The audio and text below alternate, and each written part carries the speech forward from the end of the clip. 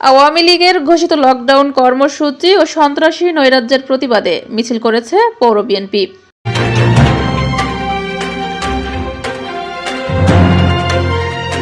আসসালামু আলাইকুম দর্শক, সকলকে আমন্ত্রণ জানাচ্ছি বিবিআর নিউজ সংবাদে।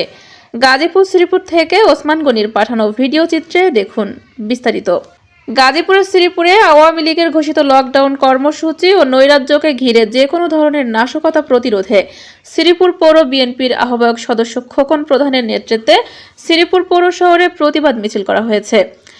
উক্ত প্রতিবাদ মিছিলে উপস্থিত ছিলেন শ্রীপুর পৌর মহিলা দলের সভাপতি পারভিন সুলতানা, শ্রমিক দলের সাবেক সভাপতি মোহাম্মদ বাচ্চু মিয়া, শ্রীপুর পৌর বিএনপির সাবেক সহ সাধারণ সম্পাদক শাহিন প্রধান,